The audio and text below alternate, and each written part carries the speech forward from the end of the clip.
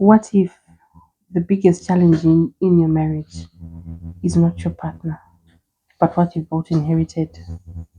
The patterns you saw growing up, the things you once questioned, the behaviors that felt normal. But are now affecting your relationship. Anyway, this is Devoted and Undistracted. Welcome back to another episode where we're talking about the generational patterns, that what we believe are the norms, and how to maybe perhaps break the cycle. So we still need your feedback. We still require feedback. But thank you for joining us if you're new. If you're always continuing with us, thank you very much for continuing with us. We appreciate your support.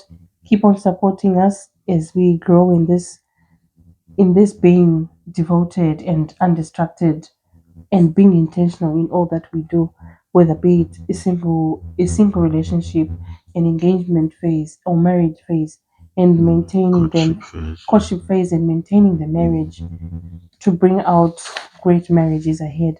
So thank you for joining us. My name is Florence and this is my husband, Pardon. Yeah. Over to you now. Let's talk about the generational patterns. I think when we talk about generational patterns, Mhm. we have to talk about what these things are. Mhm. So I think examples of generational patterns could be behaviors that we learned growing up. Are these, when you say learned, are these taught, or these are things that you see happening and all? I think what we should take into account when we say learned for a human being who is growing up Mm-hmm. is these things are taught verbally Mm-hmm. or non-verbally. They Yeah. can learn from observations. Mm-hmm. Yeah, I think there's a saying that says action speaks Speaks louder louder than than words. words. Yeah. So I Mm-hmm. think on that same regard, people learn faster from what they see Mm-hmm. than from what they hear.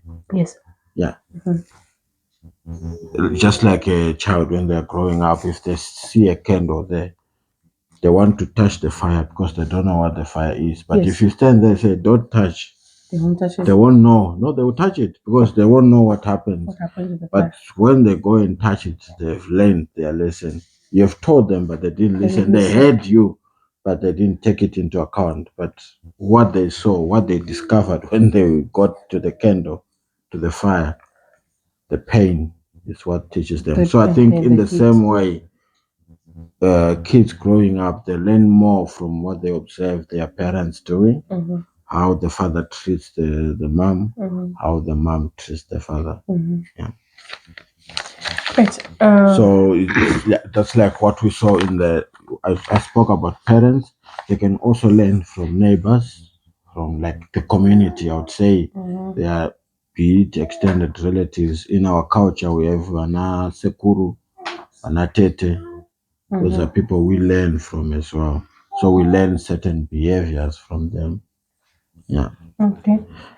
Um, what is normal is not always healthy. That's Yeah. one thing that I would want to say. Maybe if you were to give me some time, maybe to explain, because there's this, what I have here, it says that the silence culture, this is what we are taught. Don't talk back, even if it hurts, even if you have anything to say, but I feel like don't talk back. No, And you are a woman. Nyarara. you don't talk, yeah. You don't talk back. Kana uri murume, aiwa varume havachemi. Yes. Yeah, avoiding conflict. Excuse me. Bottle it up. Yeah. Bottle up your emotions. Yeah. Don't let them know. Bottle up your feelings. Don't make them know. Yeah. Shinglead. Shingirira Just bear it. shinaita. To be Oh, okay. I need to address this. No, no, no, no. Just leave it. They will change. You go and pray. I think in Christian grounds, it's Pray. don't talk, Pray. pray about it. Mm-hmm. Don't confront them, pray Pray about about it. it. Yeah. Yeah. Not expressing emotions. But in the process, when you're not expressing the emotions, That's when we have these blood pressures. That's when we have these depression setting in because sorry, I'm a bit under the weather, so I'm trying.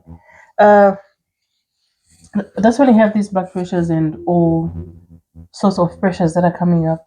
In the end, it hurts your body, Yeah. and your body starts eating up itself. Whereas if you talk, I think it's free energy. When you speak out, when you just let your words known or You become light you as well. become lighter and there's more happiness in it. Yeah, that's Yes, true. Yeah. yes. Anger and harsh communication, shouting, looking for authority, emotional outbursts, and lack of calm dialogue. Now there comes whereby you have to at least manage, go through some anger management on your own self, within yourself and everything. Yes. I think some of this anger that we see people in, it's unaddressed emotions Yeah, and addressing because you were unspoken of as well. unspoken of. It's, I think when you grow up, when you get into the institution of marriage, I think Mm-hmm. that's where most people try start to discover their childhood traumas, Yes. but they didn't know they were traumas because they were not given the opportunity to Mm-hmm. speak them out. But I think you'll be fortunate enough to discover those traumas. Otherwise, you go through with them even through the marriage. Be it the wife, the husband will be like, "I don't want to cross boundary." If it's the husband, the wife has been taught not to speak up. To speak up. Yeah. So I think in these situations where the both parents have been, or one of the parents been through that trauma, they'll also take that trauma to their kids unknowingly. Mm-hmm. So it's a learned pattern as well from the parents. So Mm. I think that way it becomes generational, a generational It's coming in pattern. everywhere. Yeah, Mm-hmm. that's why you'll be like, oh, people from this family are like this, but it started with one person who bottled up their emotions, who bottled out their anger and all. Then Yes. they take it out down the generations. Yeah, Yes, then control and power imbalance, like misuse of submission, one voice dominating. Misuse of submission, this is whereby when a man is coming back from work, all he wants is going to be, may I call them the newspaper daddies, whereby they come in the house all moody and everything else. They don't. Right, so misuse of submission and one voice dominating, like as I was saying, that's when women, newspaper daddies, they come in the house all moody. The work is, the kubasa was just a disaster. And he comes in, where's my food? If you say, how has been your day? Just good evening. That's one word. That's it. You go sit on the sofa. He's demanding everything to come to him. He's not even having that friendly, oh, hi, let's try to ease off the pressure. The home is where you ease off the pressure from work. You yeah. try now to see how the children have been in school and everything, but now they don't. The mother is busy, the wife is busy running to save daddy, the husband, the food, all in a rush just to avoid the tension of being shouted at, like, why didn't you cook on time? Why didn't you do this? So it's more like that voice is dominating, or his presence is dominating that submission, where is it's not supposed to be like that. When you come in the house, look at your wife. What has been happening to her throughout the day? She's been stressed by the babies, if you have children. She's been stressed by trying to keep the home clean, to keep everything intact. Maybe perhaps doing your laundry, Just to keep the home in just to place, keep the just home in to place. in order. Yeah. Yeah. So now when you also come after having a standoff with your manager there. You think your manager is a whole household. No, your manager is only a member, just one person. But whereas a woman has been trying to manage everything for you. So I think that also comes from when a man doesn't understand what really happens in the in house, the house. that's when, yeah. So, as an encouragement to the men today, try to take one day off work Spend the day. and do like a role swap with your wife. Yes, Rosam, yeah. Take Wake him, her up in the morning, tell her to go 8 o'clock. out. There is your car keys. There is your money. Go shopping. Come back at 5 p.m. I'll take care of the kids. I'll take care of everything. Yes. Just see how that goes. And I think you have an understanding on what happens and an appreciation as well. at Yes. home. Yeah. Yes. And so the gender, there's also gender rigidity. Sorry. Yeah. Yeah, rigidity. Yeah. It's just being rigid. A woman must, a man must, with no room for individuality, whereby it's not going to be gender based, but as a person, as a human being, what are you responsible for? Yeah. What I think it's fair to say on that aspect that we are not talking about gender equality. No, we're not talking about gender equality. But we are just talking about you yourself as an individual. Yes, as an individual, be as a it a human being. man or woman, be responsible of your surroundings. Your surroundings. If you are sitting somewhere, you see, Is it clean? Is it clean? You are responsible of cleaning Is where the you plate are. in the sink? Because if you go to work, most of the people, I don't know, maybe some people have people who clean up after them in the offices. but Yes. your desk, you are responsible Yes. for your office to keep it clean or to see that everything is in order. intact. Yeah. Yes. Same as at home. Just be responsible. Responsible for everything. Yeah. Yes. Then lack of emotional expression. This one is a disaster, especially in the African context, whereby a man is not supposed to show any emotional expression whatsoever. No affection, no vulnerability. The love is not communicated well. The love is not even expressed so well. There's some people that are not romantic. There's some that don't even care. I think that the love is assumed. It's assumed in the head. Yeah. You are As well here as with me. I love you. I told you before that I love you. Do I have to tell you again? no, it's something that keeps on being reminded of, and it has to break. I think what it said, like in the Bible, every fruit bears after its own kind, right? Love as well. I would take as each and everything that we do, be it in marriage, as a tree. Love is supposed to also bring fruits of love, and those fruits of love are some things that are tangible. Yes. Yes. So you can't just say you love someone without giving forth the the tangible results of love, the expression results of love. You have to love. express You have it. to express it. Yeah. Yes. So yeah. Okay. so in this regard, whereby there's no affection, there's no what. I think back then it was more of like it was only Jiwa to be intentional, to be that expressional. But now in this day and age, we are growing. Everything is revolving, it's developing. Most marriages, I think, they then resorted to ndakungoshingirira kugarira vana vangu, ndangoshingirira kugara chi. But usually, when you see that person doing that, at the end of the day, when those children are married, when those children are there, the mother is still there. She's not going anywhere. So is it still kugarira vana, or there is also that aspect of love that you genuinely love this man, but you don't know how you got there. You don't know how then. You don't know how to then you to express it furthermore. But now maybe I don't know. There's something that I want to say. Maybe I'll say it at the Later end. on. Yeah, let me just try and say it at the end so that maybe we can see how best we are raising our children or even our sisters who don't know what to do. I think maybe the words that I'll say will be able to maybe do a retrospection on what to do with life. Yeah. Yes. So I think on that issue of showing affection and all, it comes back to the generational patterns we are talking about. If we look like in our own culture, but in many cultures as well, before way back, marriages were not built on love. Most marriages, No, they were not. They were business transactions. Arranged marriage. They were arranged marriages. They were, I think it depends. Forced. Most of them were arranged because it depends on the parents. They'll be like, "Oh, I'm friends with this guy, So you can so we have to be married to this family so that we'll be more closely related or something like that." But the two of you who are being put together, there's no love there.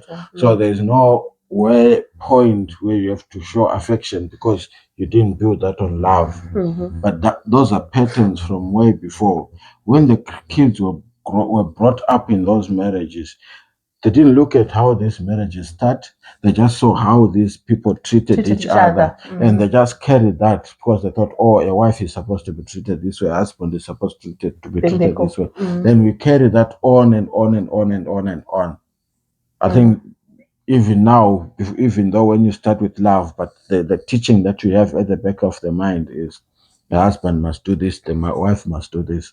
Whereas where there is love, there's intentionality. You have to be more intentional. You have to prove it. You have to show it each and every day. You have to show up. Yeah, show up and show off. Off. So many of us didn't see healthy love, we saw survival. But I would want to say for me, I saw love being expressed. It was more of my late father was an intentional man. Yeah. I think he was one of the motivators for me to say, when I grow up, I want to get married to somebody like him. But anyway, you know what life does? It doesn't give you what you Life want. happens. It doesn't give you what you want, what you wish for. But anyway, then if you work on it, it will come eventually. I'm still waiting for mine though. Some of the things we call respect are uplifting. And some of what we call strength is actually unhealed pain. Yep, you're right. Unaddressed pains, unaddressed feelings. Yeah. Yeah, miscommunication, emotional distance, repeating cycles, conflict escalations, feeling misunderstood. I think these are patterns that affect marriage. They affect marriage, yeah. Yeah. In a controlled, in more of like a controlled tension. Huh? In more like what? These patterns they affect marriage. Yeah. Are all right. I think there are patterns that affect marriage. So these are, I think, since we're talking about generational patterns, these are patterns that can be passed on, like miscommunication, how you communicate to each other, yeah, and emotional distance. That's how we show up emotionally to each other. The kids observe that and they are quick to pick that as well. Yes. They also pick repeating cycles. Repeated cycles, yeah. Yeah. Especially when they're growing up, they can see, oh, mom and dad used to do this. They are still doing this. They do things this way. They know already. And conflict escalation. How do you handle conflict?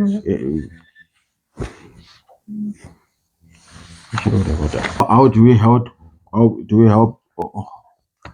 Handle conflict. Yeah. How do we resolve conflicts in between us, and also feeling misunderstood? I think it's part of the conflict resolution there as well. So I think these are things where if you don't confront them, you are continuing it. You are passing it on to the next generation. Yeah. So now we're gonna speak. I think in closing, more closing there.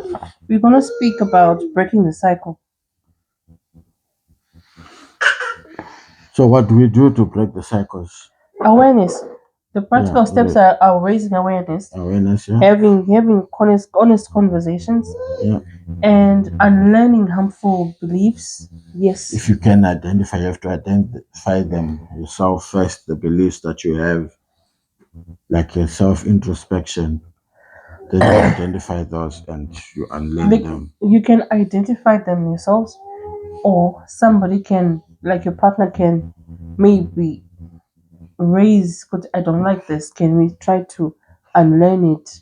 Yeah. Yes, that way it will work. Because if I come and tell you that I don't like this, can we find a way together to do it this way? It's much safer than you going to say, I'm going to unlearn it. The moment you tell yourself, I'm going to unlearn it, you'll be like, no, but that's not me. I'm used to this. I'm going to keep it like that. Yeah. So there is that tug of war. So some resistance that's come in within yourself. Yeah. Relearning healthy communication. Yeah. And choosing intentional love. Yeah, intentional love. Intentional love, yeah. Always when she mentioned Yeah. it, intentional Intentional life. love, yeah. Then faith perspective, we are not bound to patterns. Yeah, A renewal of the mind, choosing a new way. So healing is also a spiritual responsibility. yeah, that's true. Yeah. What healthy looks like. I think Or in like a healthy healthy healthy relationship. relationship, Yeah, yes. yeah, Safe communication, yeah, emotional openness, mutual respect, yeah, respect for each other, grace and truth, yeah, that's true. and okay, intentional love. Of course, intentional love, being intentional every day, being intentional. Wake up and say, today I'm going to be intentional. Yeah. Mm. You are not responsible for what you inherit, but you are responsible for what you continue. So I think before my husband closes this, I have this to say. Mostly, I think it's gonna come in to both men and women, or mothers and fathers as well, young boys and girls. I want people to listen to this very well. As we are growing up, I think society now we are being ruled mostly by social media, and you see in my language, because of they cheat. We don't know what they want. We don't know what they want us to do when you're married to them. But the core, Anabangu. but the core responsibility starts with the mother. When the mother is pregnant, that's where the core responsibility starts at. What are you going to do with that child? Right? That baby is born and it's a boy. What words of affirmation are you giving I'll to your let you son? close. What are you doing to that child?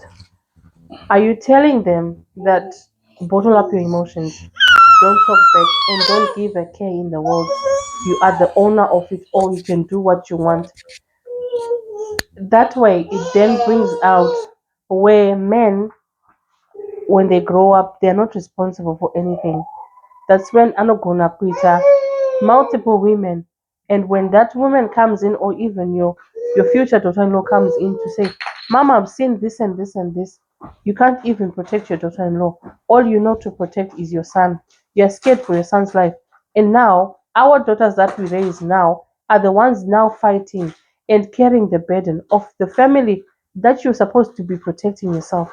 So, as mothers, to mothers of boys and mothers of girls, let's raise our children with intention to bring a turnabout of a new generation where we see responsible men, where we see responsible girls.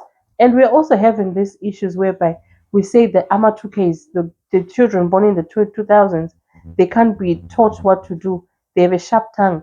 Yes, they do have a sharp tongue. And me personally, I don't really like it. Why? Because growing up, we are told to first think of what you want to say before you say it. Say those words to yourself. Will they be okay for you to say them to someone else? If they are not okay for you to say them to someone else, better not speak about it, swallow them. Because tomorrow you don't know what will happen. There's this word called karma, or there's this thing called karma. It will still come back to you. But to other men and women, the older generation, the younger generation, let's be proactive in raising responsible gentlemen, romantic gentlemen, loving gentlemen that will take care of their families, not to promote this cheating and these squabbles and these unfinished businesses whereby they are not honest with themselves. A mother should be honest with her son and her daughter on what to do and what steps to take. It also begins with your marriage. As what are you doing? Are you always constantly fighting in front of your children?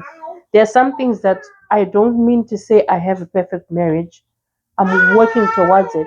But when we have arguments, or when we have some misunderstandings, they do happen behind closed doors where the children then don't see it. And it doesn't escalate to where we do not communicate for 2 weeks. No. We'll just try to communicate enough for the children not to see any gap, any space gap that there is something wrong with these two. But once it's resorted and it's resolved, there's a smile to it. Without further ado, thank you very much for listening to me. And I would say you can choose differently. You can choose to live a life differently. Whereas now It's a new generation where we have everything. Stay devoted and undistracted. I'm going to close this off now. Thank you very much. Have a great day. Please don't forget to like, share, and subscribe, and also comment on our on our YouTube page. Thank you very much. Bye bye.